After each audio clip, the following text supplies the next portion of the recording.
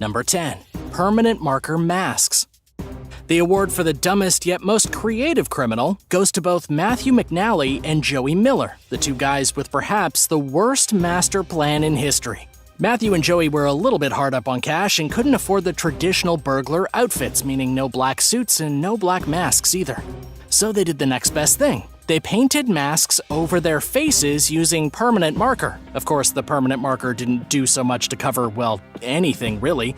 It looked exactly like normal, except covered in permanent marker. So how did they get busted? Police stopped their car after somebody reported two men with paint on their faces trying to break into a house in Iowa.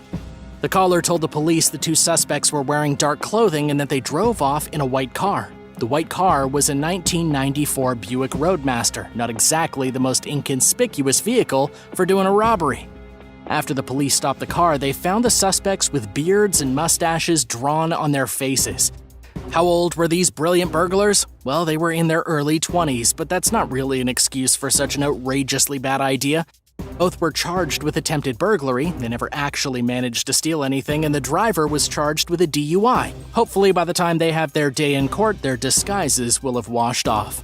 Number 9. Out of gas. In Berry Hill, Tennessee, a police chase came to a rather underwhelming end. It all happened on a Monday morning when a man named Richard Ewing walked into a shop and flashed a message written on a piece of paper that said, "Quick and easy, give me cash." Richard then said he had a gun and went behind the counter and stole cigarettes and stuffed his pockets full of cash. But according to the investigator with the Berry Hill Police Department, Richard didn't even have a gun. He was faking it. He also stole a handful of lottery tickets as he ran out the door. Richard got into his beat-down old minivan which he had parked at the car wash and then drove down the road without his headlights on. Unfortunately for Richard, he pulled into the main street right in front of a cop. The officer flashed her lights, but Richard kept on going. Within just 60 seconds of chasing Richard, he came to a slow stop and pulled over on the side of the road. Much to his dismay, he'd run out of gas. There wasn't much left for Richard to do at that point. He got out of the car, acted confused, asking the officers what the problem was. He was even quoted as saying, "Why you guys jamming me up like this?" Well, Richard was arrested and he was taken into custody, and he went to jail on charges of aggravated robbery. Number 8. Florida's dumbest criminals. Two men have just been dubbed the dumbest criminals in all of Florida, and yeah, that title is pretty spot on. Robert Hobby and Marcus Reeves are not the brightest bulbs in the cupboard. They went on a crime spree and left behind a trail of evidence that allowed the police to track them down and arrest them with shocking efficiency. The crime spree happened inside the city limits of Ocala and in the surrounding county. The pair broke into a handful of convenience stores, looted cigarettes and lottery tickets, and were having a grand old time. But as they were breaking into these convenience stores, they were being recorded by security cameras. They were also smoking cigarettes inside the stores and leaving behind their cigarette butts.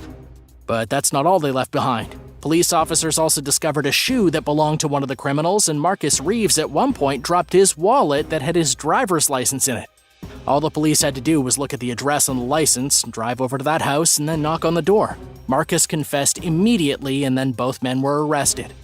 These two lazy criminals were then charged with 14 counts of grand theft and burglary. In court, there would be no denying their participation in these crimes. The evidence was beyond overwhelming. Number 7. Robbing the dollar store. So if you were to embark on a brazen daylight robbery, you'd probably pick somewhere better than the dollar store.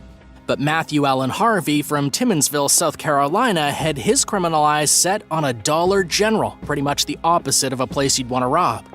According to the police reports, Harvey walked through the door of the Dollar General, strolled around for a bit as if he were shopping, then approached the counter and placed the items down by the cash register. He told the clerk to ring up the items and open up the register. Once the register was open, Harvey demanded all the money from the drawers but no change or $1 bills. Demanding no $1 bills from a literal dollar store seems ridiculous, but that is what happened. We don't know exactly how much money Harvey got from his robbery, but it couldn't have been much. Even dumber than robbing a store that probably has less than $50 in the register is that Harvey left all the items he had touched on the counter. Investigators easily lifted his fingerprints from a bottle of dishwashing liquid and then arrested him just a handful of days later. Why do you think this guy chose to rob a dollar store? Let us know in the comments below, and if you're liking this video, be sure to hit the thumbs up and subscribe buttons if you haven't already. Number 6. Premature confession. James Washington was an inmate in a Nashville prison when he suffered a seizure and thought he was going to die. The sentence James was serving was from a second-degree murder conviction in 2006. He only had to do 15 years in jail and probably would have been out earlier on good behavior, but after his seizure attack in 2009, he thought it was all over for him. So to get his conscience clean before he died, James admitted to a murder that he had committed in 1995. He'd apparently murdered a woman named Joyce Goodiner. The crime was never solved. The woman's body was found stabbed, beaten with a cinder block, stuffed inside of a carpet, and burned.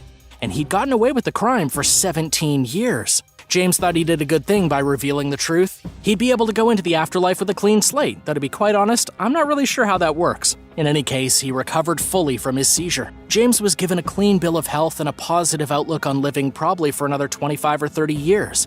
Unfortunately for him, his sentence was increased to life in prison, and now he'll never see the light of day again. At his trial for the 17-year-old murder, James claimed that after his seizure he was hallucinating, and that the confession wasn't real.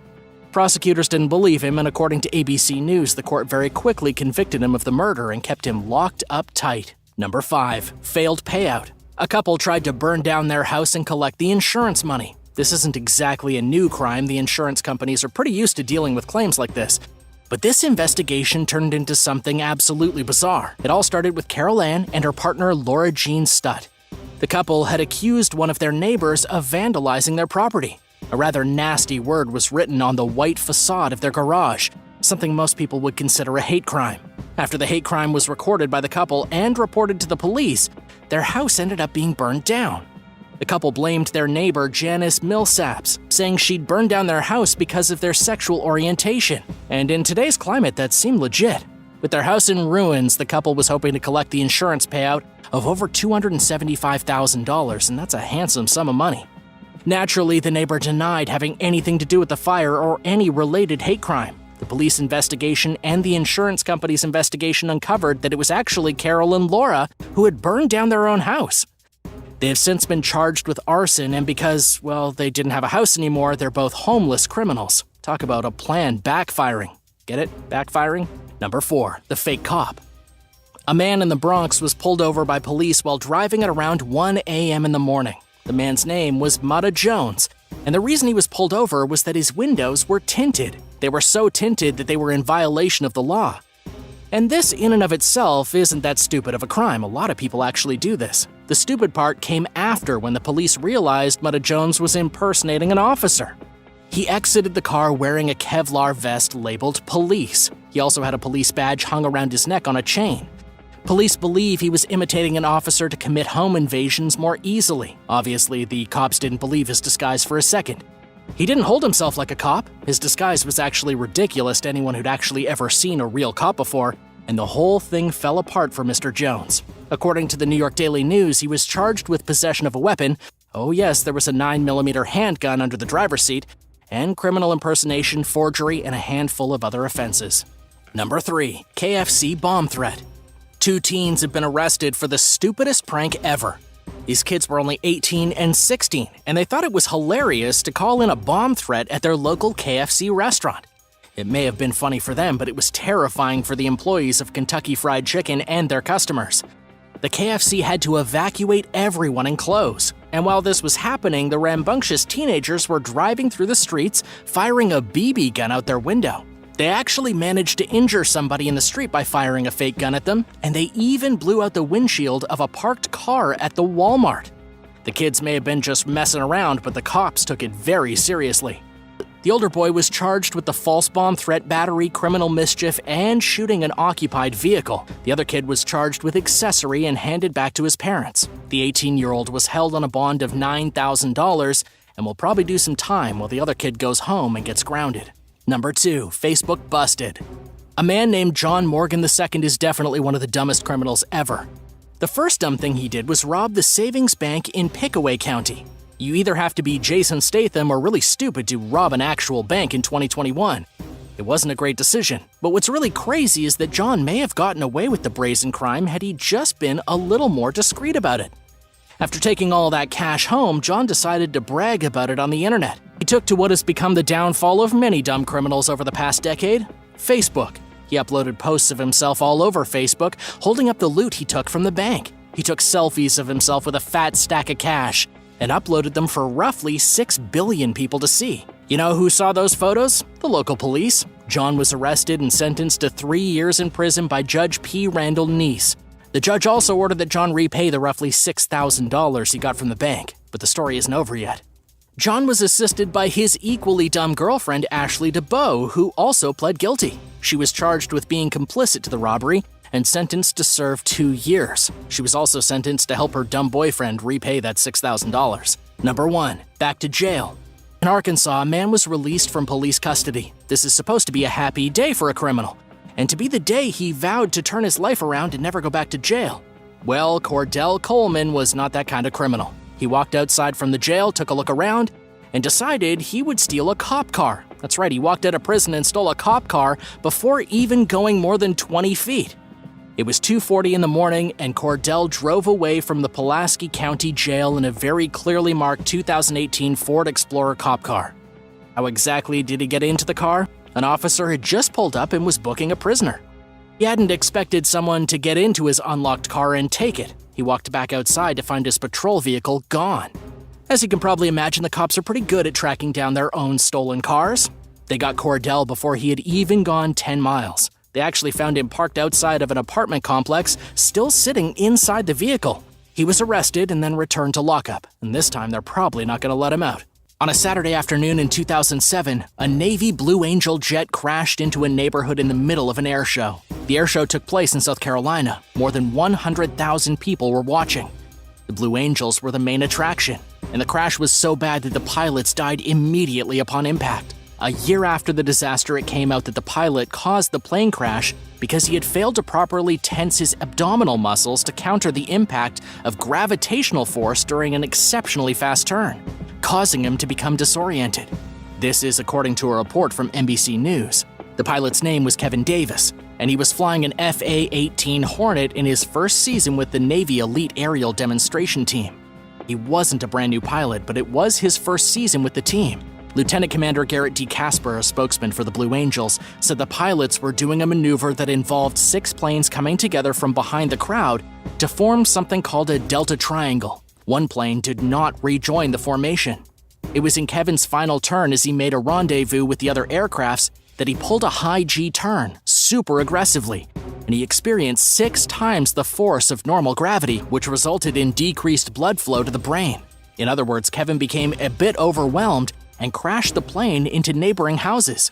At least 8 people were injured on the ground. Several homes were damaged, but nobody else was killed other than the pilot.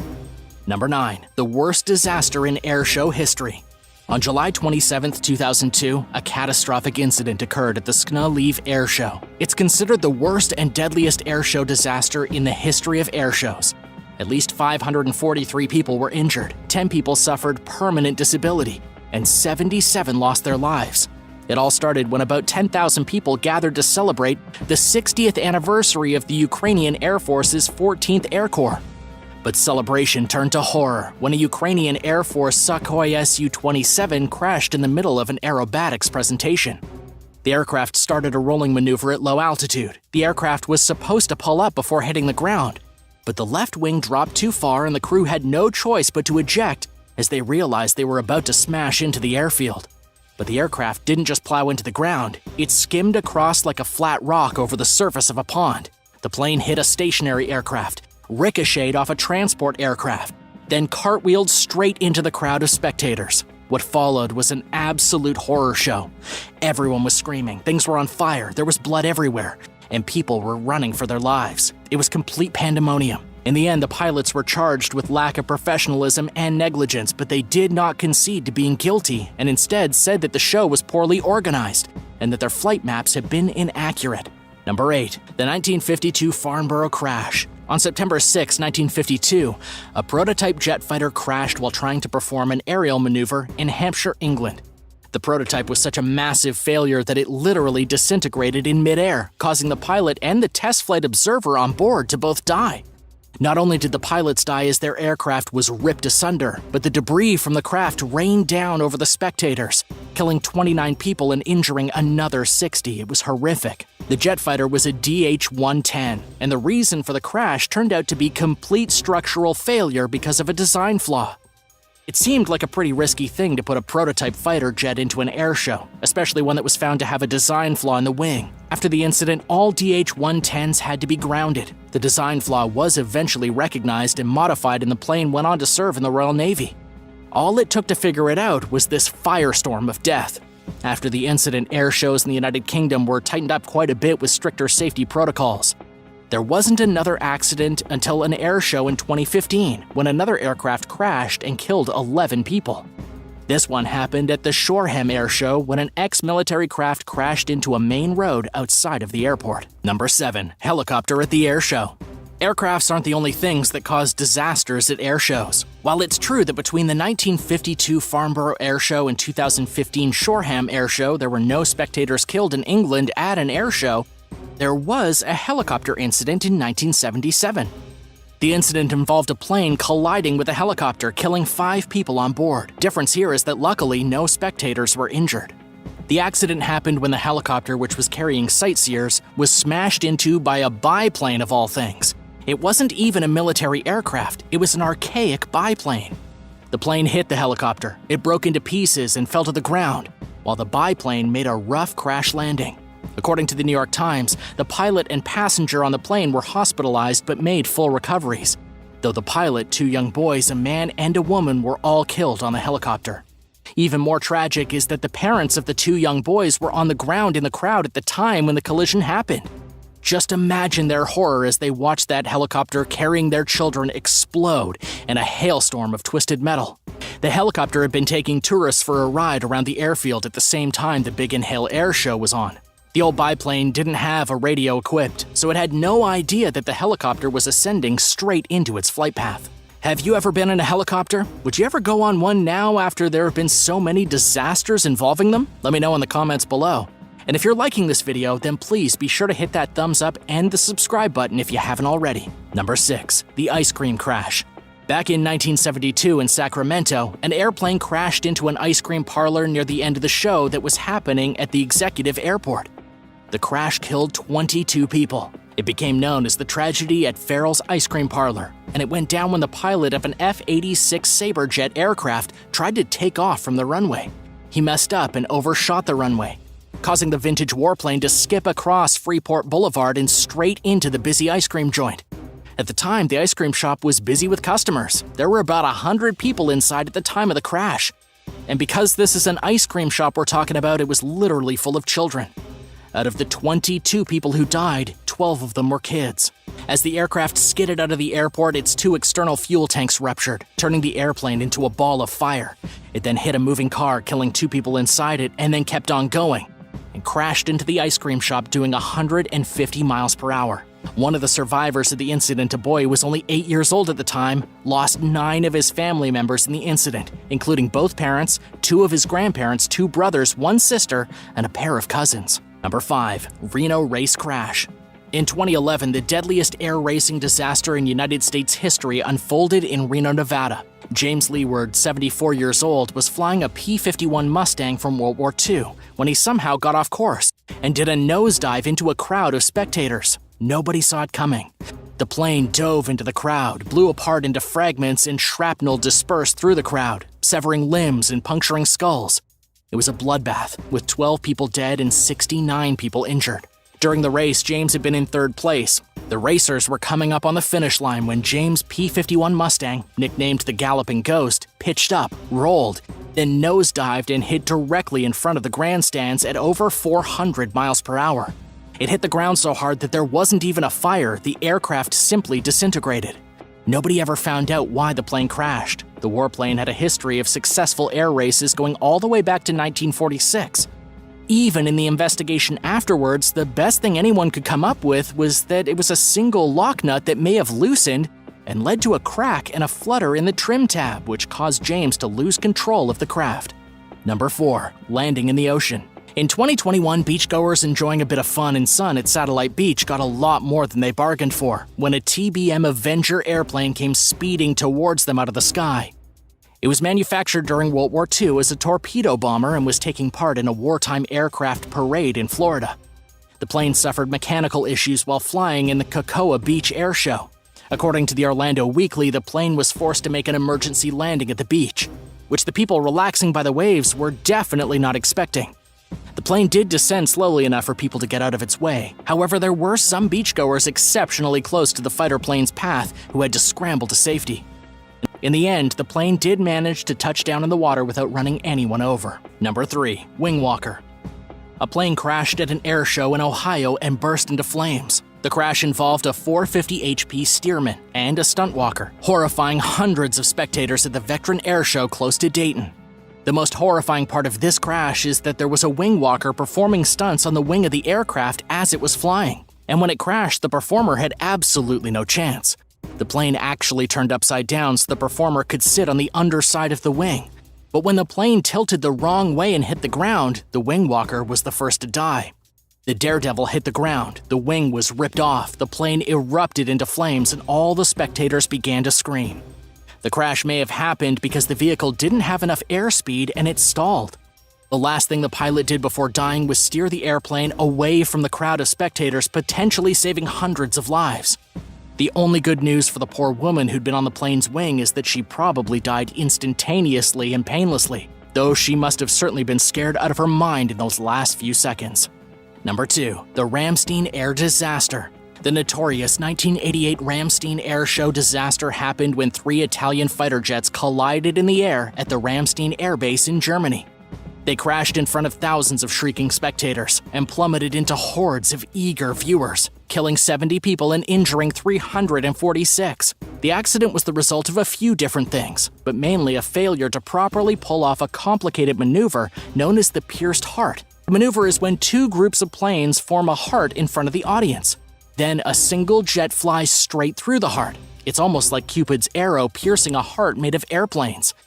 But there was nothing romantic about this maneuver. As you can imagine, there's no margin for error when performing such an incredibly complex stunt. But the aircraft meant to be the arrow piercing the heart came in too low and too quick, basically smashing into the group of planes at 300 miles per hour.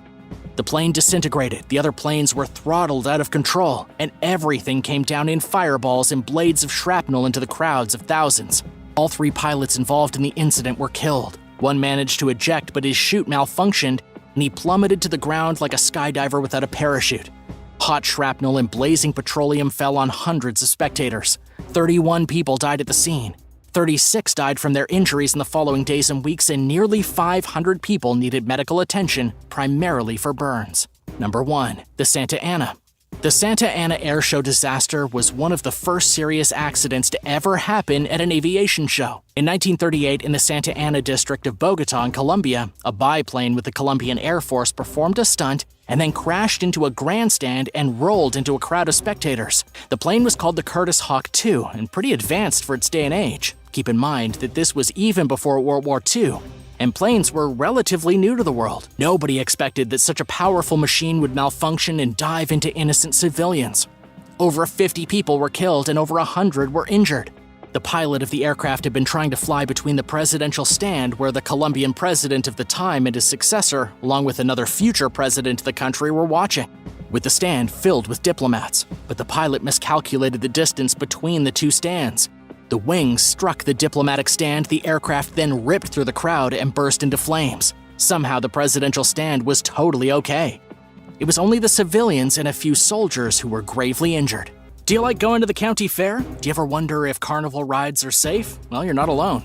In Sarasota, Florida, this past January, a woman was at the fair with her nephew and they decided to go on a ride called the Ring of Fire, a gravity disc that spins you in a circle. Of course, she thought everything was perfectly safe.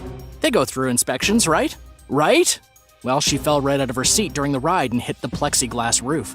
She started screaming, but she was pinned between the roof and the seat until someone down below got the attendant's attention, saying it looked like someone needed help. The woman says she feels lucky she didn't die. The park manager, Danny Alfonso, said, "We take the safety of our guests very seriously." The ride was inspected by a NARSO-certified inspector as well as the state, and there has been no deficiencies found with the ride. Right now, they agree to disagree with the woman saying that she doesn't feel like the carnival cares about what happened to her at all, just about losing park attendance. And she's lucky nothing worse happened because, guys, I've got some more stories for you. Number 9. Funnel cakes and murder. Every year, tens of thousands of people attend the Iowa State Fair. It's one of the grandest traditions in the state. People stand in lines, they eat corn dogs, they check out the boars, they do other state fair stuff. But 20 years ago, there was a nightmare at the Iowa State Fair that will never be forgotten, and it involves funnel cakes and cold-blooded murder. The incident began with Bobby and Marilyn Bluer, a couple who ran a funnel cake stand. It was August 12, 1996 when they were discovered bound and gagged, murdered on the floor of the family motorhome. The couple began selling funnel cakes in the 1970s. They traveled to different fairs each summer to bring joy and cheer wherever they possibly could with this delicious treat. But that August, things were different. The kids, Bo and Jada, left the family motorhome early in the morning to serve funnel cakes at the fair. But by midday, Bobby and Marilyn were nowhere to be seen. So Bo went back to see what was going on. He found his father covered in duct tape with a bullet hole in the back of his head, and his mother with bullet holes through her chest and a single shot in the center of her forehead. The safe inside the motorhome was open, and the cash was missing. It soon became obvious what happened. A man named Jeremy Sneed, a felon who had been working in the funnel cake stand, was missing along with Bo's truck. For 19 days, Sneed tried to outrun the law, blowing all the stolen cash on drugs and prostitutes while driving from New York to Seattle, then down to Miami. Finally, he was busted on August 31st of 1996 and taken to jail for murder. Number 8. Brutal assault. 2 teens have been charged by the Frederick County Sheriff's Office in connection with a brutal and unprovoked attack that happened in the Great Frederick Fair. There's no secret that teenagers can be mean and unfairly violent, especially at a summer fair when there's alcohol involved. The victim in this situation was discovered unconscious at the Midway area of the fairgrounds just before 6 p.m. According to eyewitnesses, he'd been minding his own business. He was identified as Marvin Weed, 59 years old, from Maryland. He had to be airlifted to a trauma center in Baltimore where he later died from his injuries. But what in the world happened to this poor old man? Law enforcement said that 2 teens, 15 and 16, had been playing what they refer to as the knockout game. This is basically when teenagers run around trying to knock out strangers for fun. But the fun stopped pretty quickly after authorities picked the 2 youngsters up and charged them with second-degree assault, with prosecutors thinking about adding manslaughter or even murder to the charges since the victim died from his injuries. And this is just the kind of thing you need to worry about when visiting your local fair. Forget the Ferris wheel falling over, be on the lookout for wild teenagers. Number 7. Thrill ride malfunction. At the Ohio State Fair, 1 person died and 7 were injured when a thrill ride malfunctioned. The atrocity happened when a ride called the Fireball, described by the company that provides the rides to the fair as being an aggressive thrill ride, crashed unexpectedly and a piece of the ride flew off, resulting in the riders being tossed violently to the ground. And if you ask me, that's about as aggressive of a thrill ride as most people are willing to handle. Naturally, the Ohio State Fair released a sentimental statement to the families involved, although that's probably not consolation for the unfortunate fella who was killed. After the incident, the director of the Ohio Department of Agriculture said that there would be a full review of every ride at that fair. Supposedly, there had been a full review of the ride before it ever got started, and the ride was actually inspected several times before the fair ever opened. So nobody can understand why the incident occurred. It could have just been a freak accident that no one could have possibly predicted, making you wonder just how safe these rides really are. Have you ever been on a ride that experienced mechanical issues? What were your first thoughts? Let me know in the comments below. And if you're liking this video, be sure to hit the thumbs up and subscribe buttons if you haven't already. Number 6. Helicopter crash. In Pennsylvania, it wasn't a ride that malfunctioned. It was a helicopter. The helicopter didn't actually kill anybody. But at 8 p.m. Saturday evening, it did crash into a parking lot at a county fair. The helicopter itself was used for taking people on various tours from the fair itself. It was an Enstrom F-28F sightseeing helicopter that somehow missed its landing on the helipad and crashed sideways into the parking lot. The only people who were injured were the 3 on board, the pilot and 2 passengers. Luckily, nobody on the ground happened to be standing there at the time. Otherwise, they probably would have been squashed. The helicopter was destroyed beyond repair. Some of the cars near it got pretty smashed up too, probably from the spinning rotors as the helicopter beefed it into the ground. There was no cause given for the incident, although the FAA was investigating. As for the 3 injured, they did not suffer life-threatening injuries and they were all okay. Number 5. The 1839 World's Fair. The World's Fair was supposed to be one of the most spectacular events on Earth, especially before the time of the internet and television. This was where you could come to learn all about the advancements in technology and innovations made by countries from all over the world. Also known as the Universal Expo, they're held every few years in different countries to share our common humanity, and they're supposed to be fun. But the Chicago Fair Columbian Exposition, also known as the Chicago World's Fair, went horribly wrong. It was the 400th anniversary of the arrival of Christopher Columbus in the New World, and the main attraction was an enormous pool representing the ocean and exploration. It was a huge opportunity for Chicago to show off in front of the world. On July 10th, 16 people died in a blazing inferno during the World's Columbian Exposition. 12 of the deceased were firefighters trying to put the blaze out. Thousands of people at the fair watched in horror as the building went up in flames and fireman after fireman was swallowed by those flames. It was only a small fire that started at first in the wood stack at the cold storage building. And this was where all the food for the fair was refrigerated. The fire was 191 feet up, which meant firefighters had to climb the tower to put the fire out. But as they were working on the small fire, a larger blaze erupted 70 feet below them. The building was literally burning down around them and the firefighters had no escape. Imagine being stuck 191 feet up in a tower with no escape while below you is the heart of a raging fire. This is what happened to those firefighters. By the end of the disaster, 12 firefighters had fallen haphazardly into the flames and were killed. Only a few made it out. It was at the time the worst fire disaster in Chicago history. Number 4. Balloon game bust. Tulsa County deputies showed up at the Tulsa State Fair to arrest the vendor of the balloon game after some very strange allegations. As it turned out, the guy was altering the rules of the game in such a way that he was just kind of handing out stuffed animals willy-nilly. Here's what happened. An undercover officer approached John Morton, who was running the balloon game. The rules were clearly stated on a sign near the game. It was 5 darts for $3 or 7 darts for $10, even though that doesn't really make any sense. But aside from the absolutely atrocious math and the horrible deal of 2 extra darts for over double what you paid for the original 5 darts, those were the rules. The undercover officer then asked the guy outright how much money it would cost to win a certain stuffed doll. Morton told him it would cost about $80, and that was if he played the game well. But the undercover cop was adamant that he wanted to win the doll. So Morton told him put down $60 and that he would give him the doll if he popped any balloon with a single dart. The deputy refused.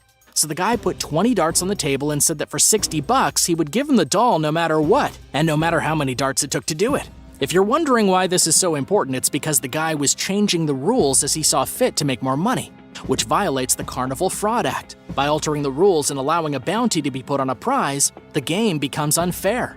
After the undercover officer popped a balloon and Morton handed over the prize, he was swiftly arrested. Number 3. Children's Ride Mayhem. At the Puyallup Spring Fair on a Friday evening, a children's ride fell over. According to a spokeswoman for the fair, it was all because of the heavy rainfall. The rain had made the ground wet, and so the amusement ride tipped over. And here's the scary part. 16 riders were on the ride when it happened. 14 of them were children and 2 of them were adults. 6 needed to be taken to hospital, though all were released with only minor injuries. So what ride was this? It was the Lolly Swing, perhaps the most innocent ride at the entire fair. Nobody would believe that such a silly children's ride could be the cause of so much distress. And yet this just goes to show that nobody is safe, not even on the kiddie rides.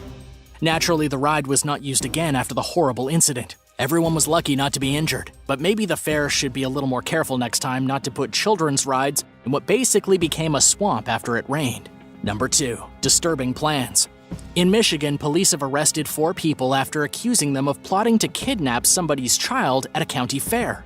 The details of their plot are absolutely sickening. According to the Michigan State Police, the 4 suspects had planned to locate a random child at the fair before assaulting them in the worst way possible and then burning them alive.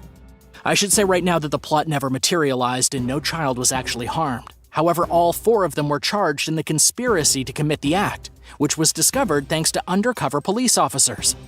They found out about the planned crime from an insider tip. A witness happened to overhear the suspects talking about the plan to abduct a child. They had the dates for different fairs and were deciding which events were more likely to have a lot of children.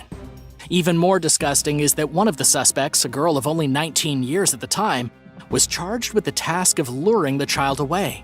This girl had already gotten in trouble before for abusing a 1-year-old kid whom she'd babysat with an accomplice. The suspects even had a plan to take them to a rental cabin where they would torture the child before burning them in a barrel while still alive. Luckily, these people are now behind bars, and hopefully that's where they stay for the rest of eternity. Number 1. The Moonraker. 8 people were taken to the hospital after a horrifying incident on the Moonraker ride at the Delta Fair in Memphis. This ride is one of the most notorious for thrill seekers at the local fair. It's a pretty simple attraction. The ride spins on an axis, tilts up and down a bit, and basically just makes everyone really nauseous. According to the fair's safety director, the internal computer detected a problem and began a safety shutdown.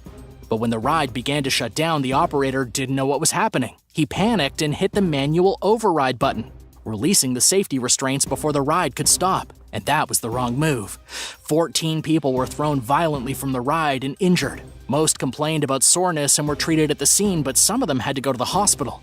This included the operator of the ride, who claimed to be emotionally damaged by the accident. Not sure what the hospital could have done for him really, but the ride was shut down afterwards, waiting to be inspected. In Australia, a giant crocodile got its revenge on a backpacker by giving him the scare of his life. It happened after the backpacker was teasing the crocodile from what he thought was the safety of his boat. The backpacker came from Israel and was on a fishing trip in the Northern Territory when he spotted the giant reptile swimming near his boat. He was determined to get a picture with the croc, and so he leaned out of the boat and taunted the animal. Much to his surprise, the croc didn't really care for all that taunting. It swam close to the boat and jumped out of the water, trying to bite the tourist's arm off. The tourist was quoted afterwards as saying, "I didn't realize that crocs were so aggressive." While he did manage to pull away from the crocodile just in the nick of time, he was left with a pretty traumatizing memory of the event. Next time he wants to get a selfie with a dangerous animal that goes back to the time of the dinosaurs, hopefully he'll stop and reconsider. Number 10. Bear hunting gone wrong. Richard Wesley was hunting for bears in Ontario, Canada, when he got attacked. This guy was ready to take out a dangerous black bear. He even had a GoPro camera strapped to his head to record the affair. What he didn't expect was for the black bear to turn the tables and attack. He was sitting patiently, waiting for the animal to walk by so he could get a clear shot of the bear with his traditional recurved bow. But the bear wasn't stupid. It knew the hunter was there and it charged straight for him. The hunter never managed to get off a shot. He realized what was about to happen, jumped to his feet, and screamed as loud as he could to try and scare the animal away. Instead, the bear jumped right on top of him.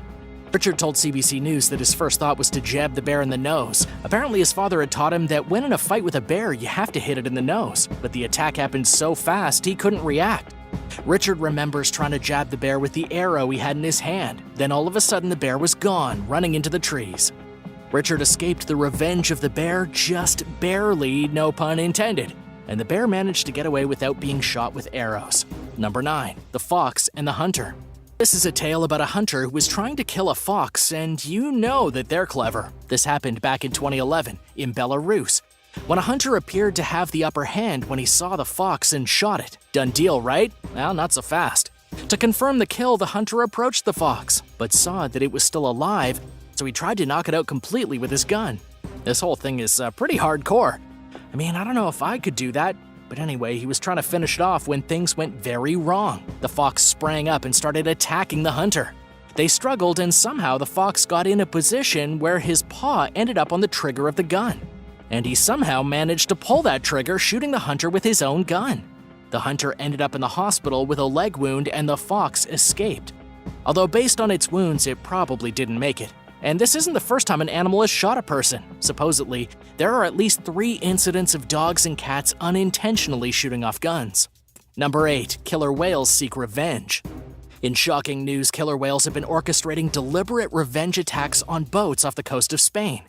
These killer whales have been caught attacking yachts and boats, and scientists believe it's revenge for several injuries the whales have suffered over the past summer from rudders. Apparently, the orcas had been swimming too close to the boats and they've been getting hit with the rudders. The following season, the killer whales were determined to get their revenge on the cruel boats that had injured them.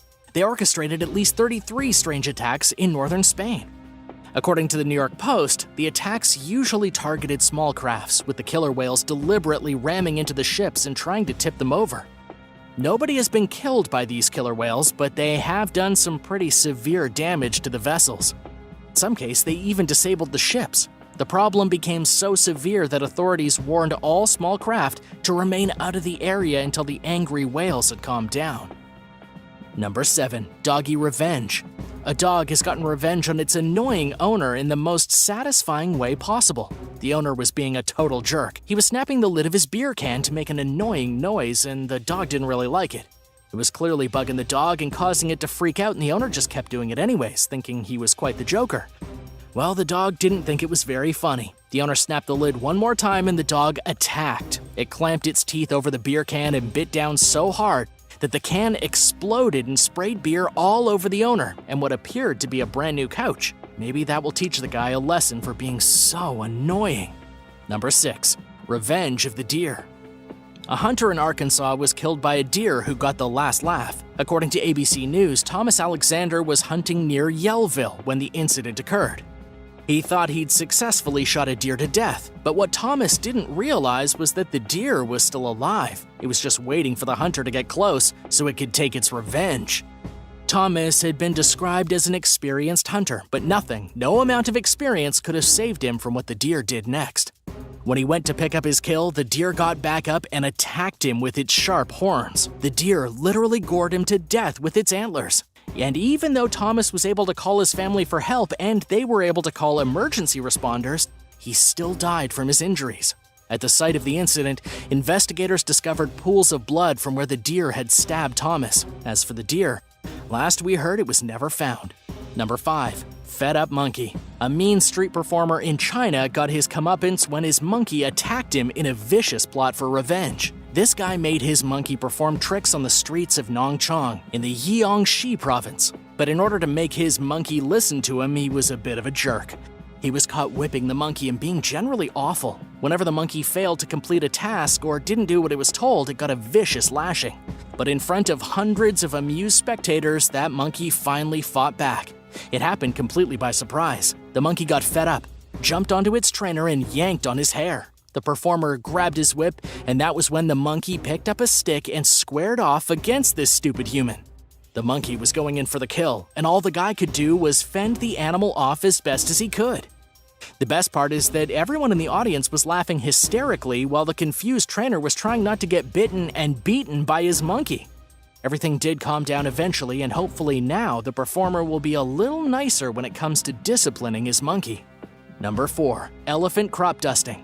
In India, a herd of wild elephants wreaked havoc on a small village by taking out their revenge on the villagers' crops.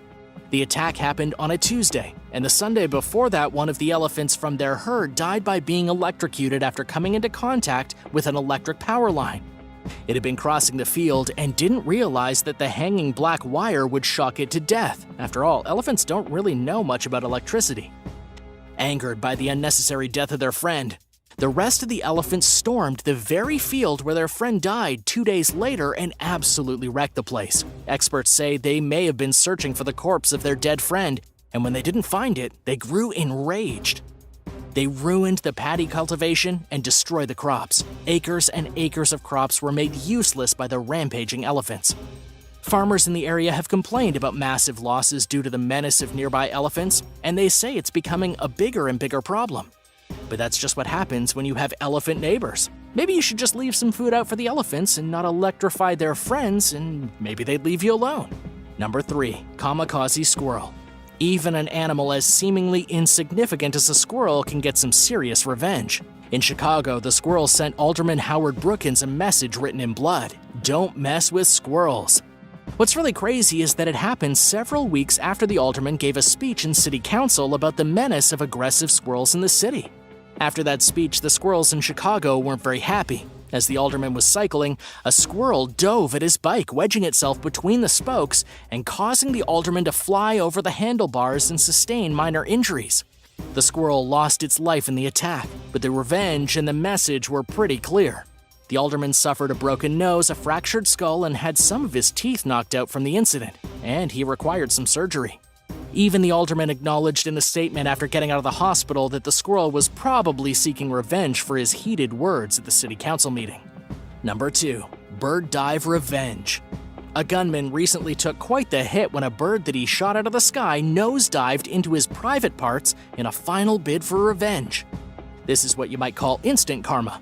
The incident was captured on video too. The gunman can be seen holding his rifle at the sky, aiming at the bird, and then he takes his shot, and the bird begins plummeting towards the ground, and it looks a lot like it purposely directs its fall into that guy's crotch. It hit him square in his special place and knocked him to the ground. The guy then rolled around in pain, holding on to himself and groaning in agony. Everyone else kind of just laughed at him, but unfortunately the bird didn't do any laughing because it was dead, laying motionless on the ground. With its final breath, it had given the gunman something to remember it by for the rest of his life. Number 1. Catch and release. In Florida, a man was bitten by a shark. This, in and of itself, isn't really that shocking. Men get bitten by sharks all the time. What's funny about this story is that the man had been fishing catch and release style. He was catching fish and throwing them back into the ocean because he didn't really want to kill them. But despite his good nature, he was still attacked savagely by a lemon shark after he caught it and then released it. He hooked the lemon shark, reeled it in, said he was sorry, and then threw it back into the Atlantic Ocean. The shark, though, wasn't too happy about it, so it swam back, jumped out of the water, and managed to bite the guy on his foot. The injury was minor and the fisherman didn't need to go to the hospital. However, it definitely could have been much worse. The shark was only 3 feet long, so it didn't really have that much power. It couldn't just bite the man's leg off in one chomp. But despite its lack of ability, it still made its point pretty clear. It didn't appreciate being pulled out of the water and then thrown back in like some kind of cheap date. So were these animals justified in their actions? Let me know your thoughts in the comments, and I hope you enjoyed the video. For more, please don't forget to subscribe. We'll see you next time.